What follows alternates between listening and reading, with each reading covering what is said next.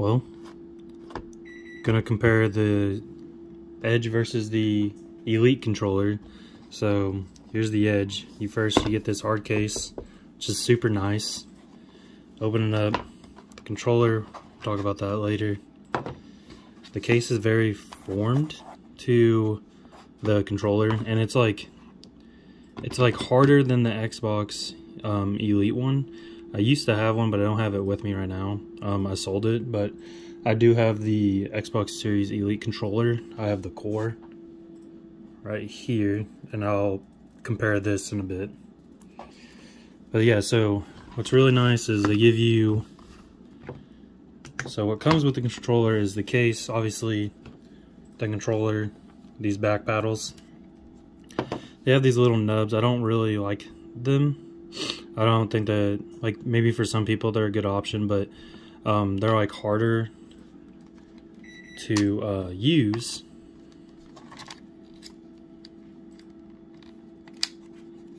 Sorry. Because you put it in there.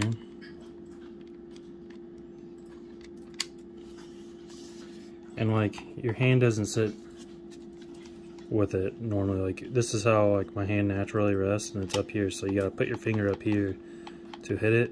And also you do this, you can fidget with it, but so I don't really like it that much, but some people might. I prefer these levers, which I'm used to from the Elite controller, the Xbox Elite controller. But so you get the nubs, you get the paddles.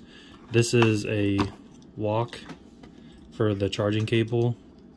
I wish they have this big empty area. I wish they would give you an extra stick module, because if your controller gets stick drift, you can switch it out, which is kind of cool. That's one of the pros. But so you get these standard, and then you also get these, which are both lower ones, but obviously this one is like more of a dome. And this is the regular PS5. Focus. And then you also get a tall, so you can see the comparison. What I don't understand is, like, most people only use one tall stick.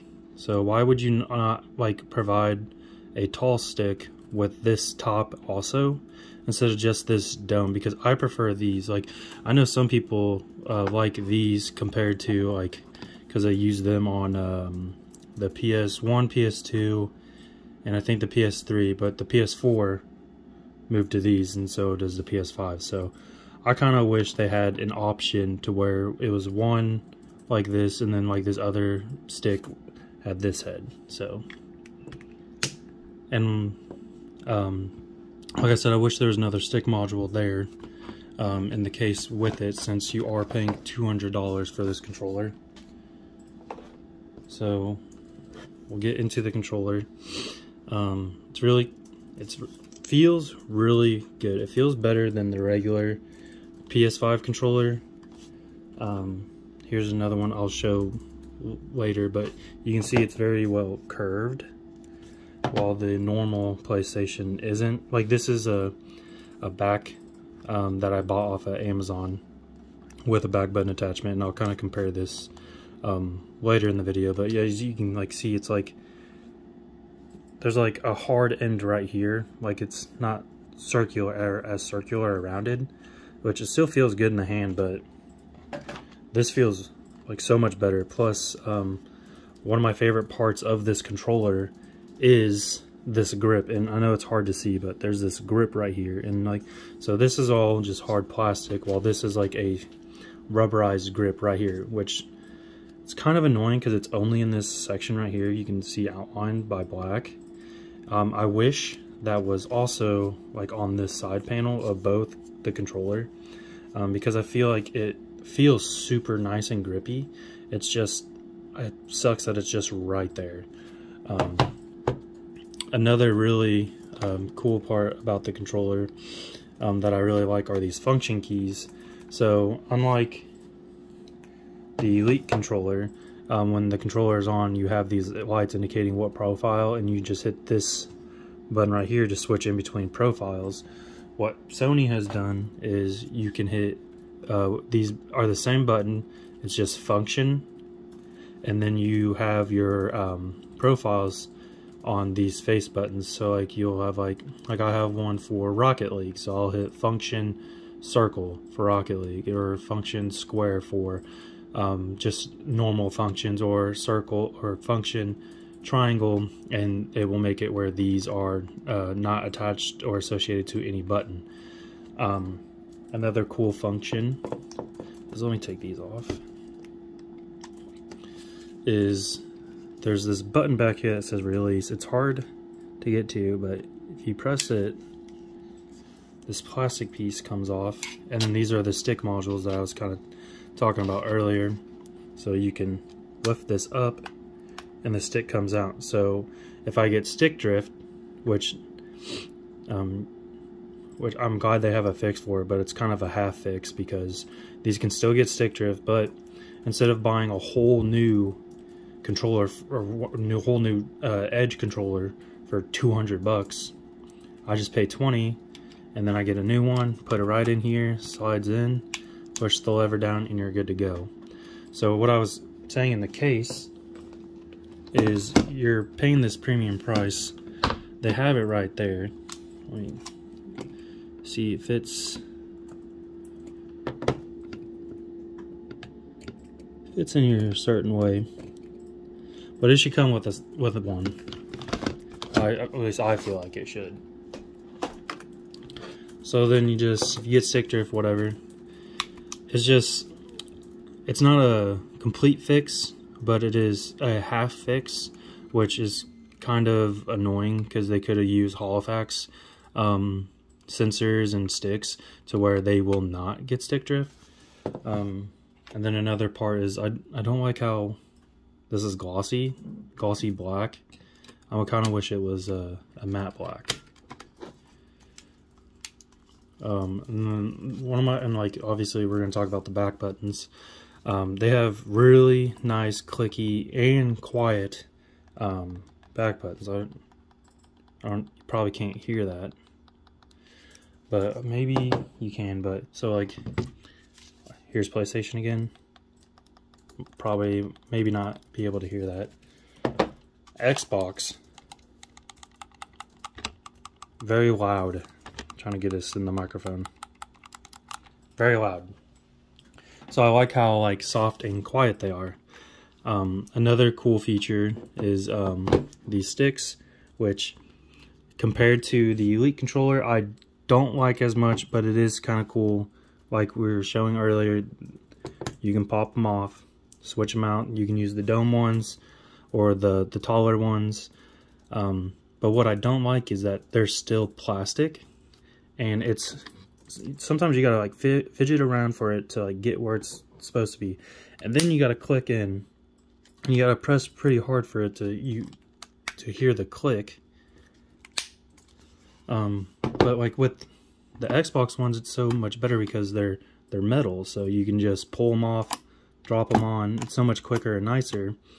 I wish these sticks were also metal. Like, I know it would probably add a little bit of cost, but they very much could have had these be metal, and then had them do the exact same thing where you switch them out and everything like that.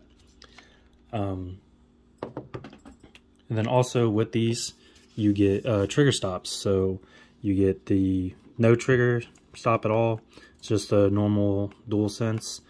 You get 3 levels. Second level, it's like a smaller pool, but still like a good bit to go.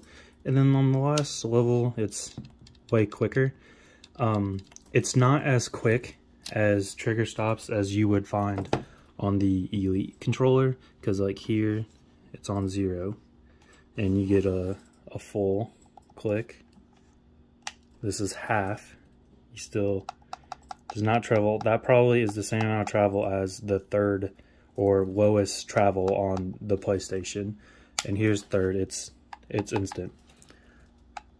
But what's great or cool still about the PlayStation is even with these on any of these trigger stop lengths, it has a little bit of give because it still will use the adaptive trigger part of the controller. So you still, in some of your games, you will still do a half for some pulls, and then pull through for another gun animation or blast. Because like on Returnal, your gun, if you do a half pull, and on Ratchet and Clank, you do a half pull, your gun will shoot a certain way. You do a full pull, it shoots another way. So, and it's also kind of nice because unlike all other controllers, if you get a PlayStation 5 controller with trigger stops, these are the only ones that do not take away the adaptive triggers, which I think is the best part about this controller, is the adaptive triggers. It just makes everything more immersive.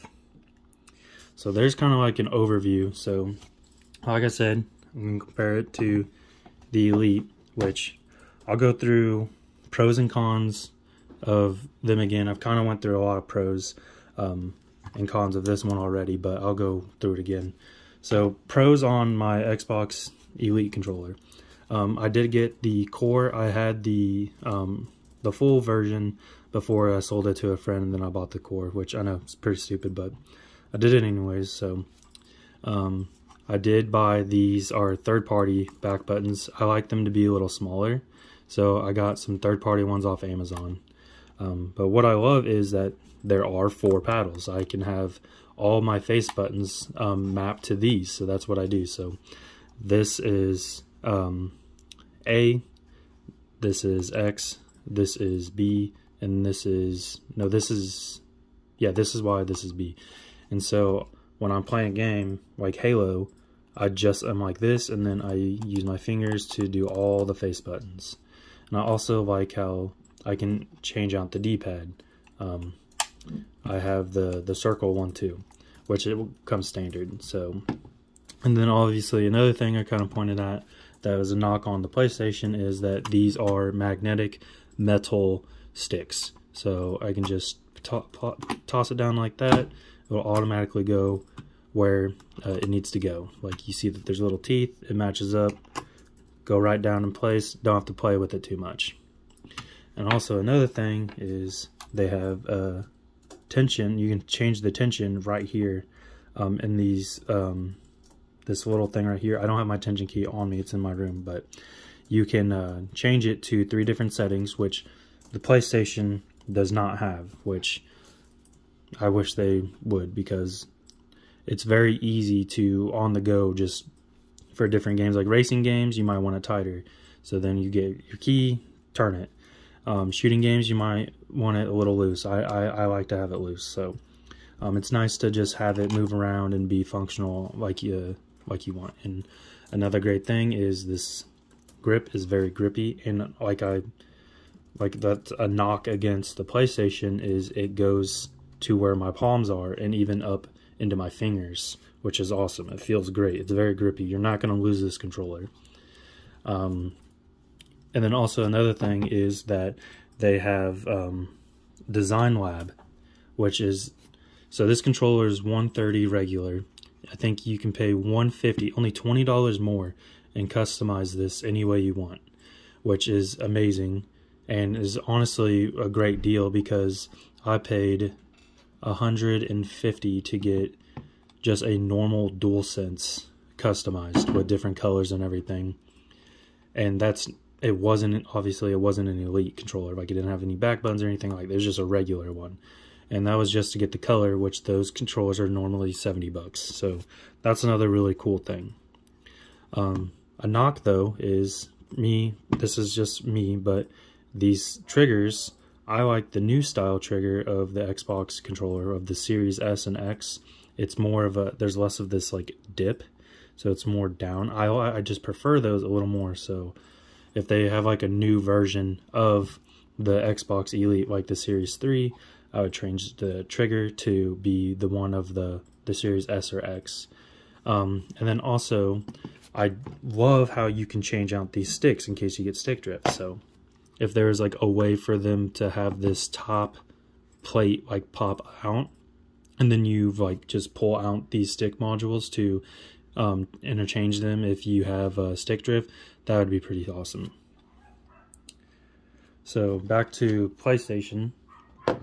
What I would love for them to add is like this grip, like I said, add it all over the place.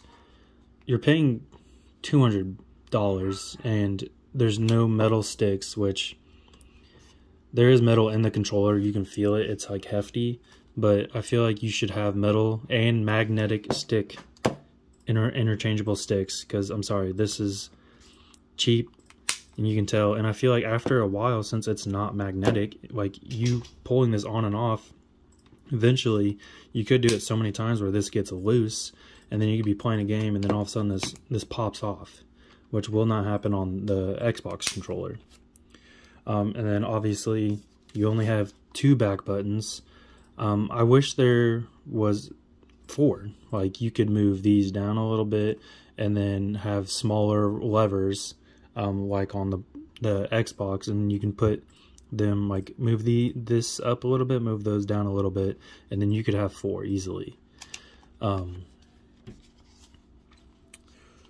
The price also, like, it's $200.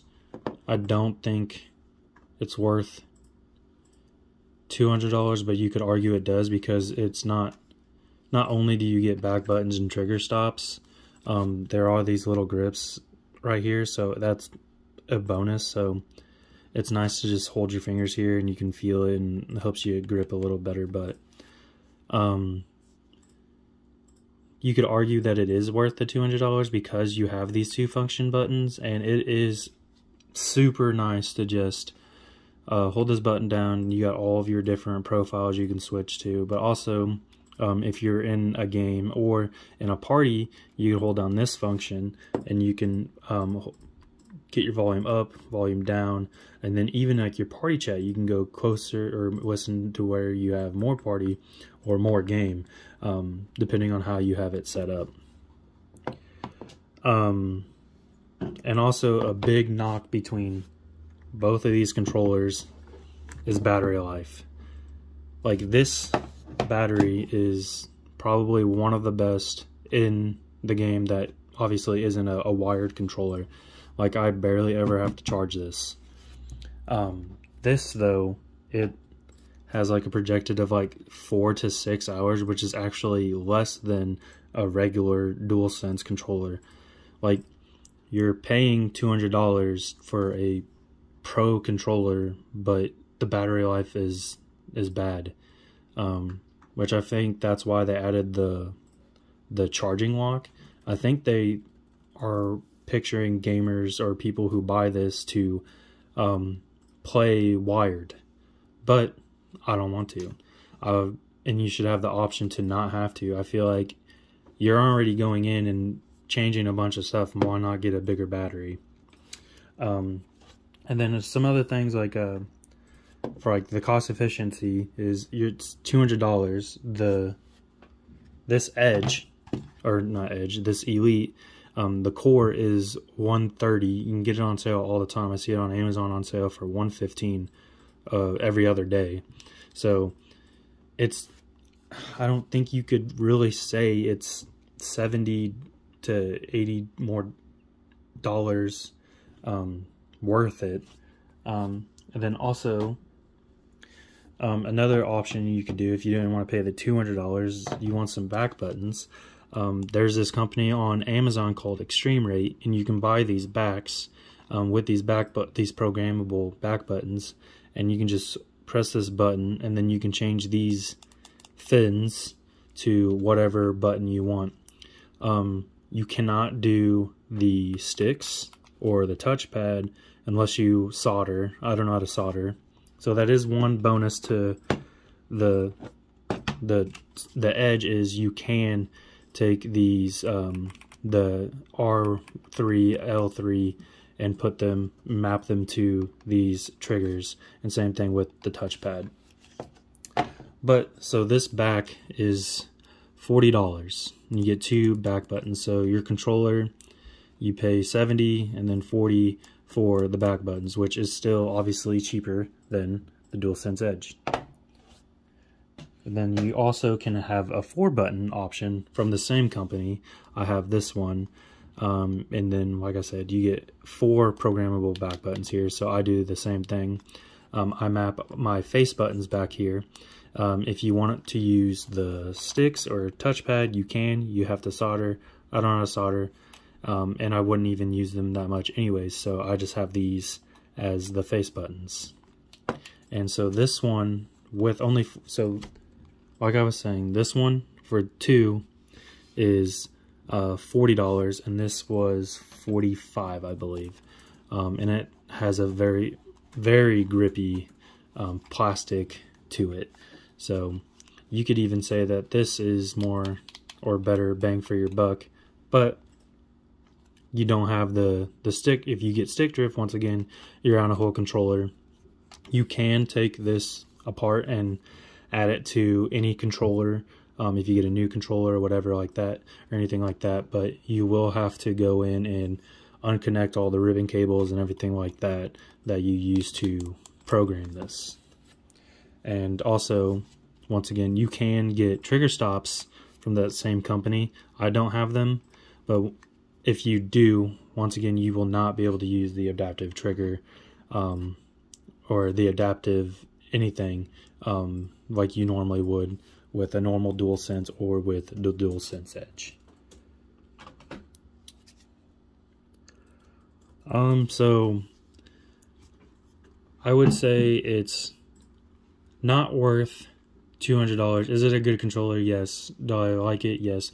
I wish this shape was the normal shape of a DualSense because it just fits so much better in your hand.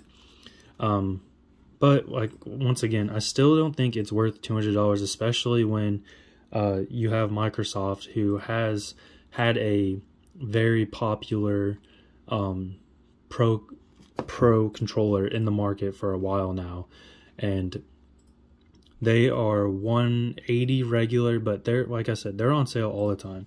Same thing, like the core is on sale all the time.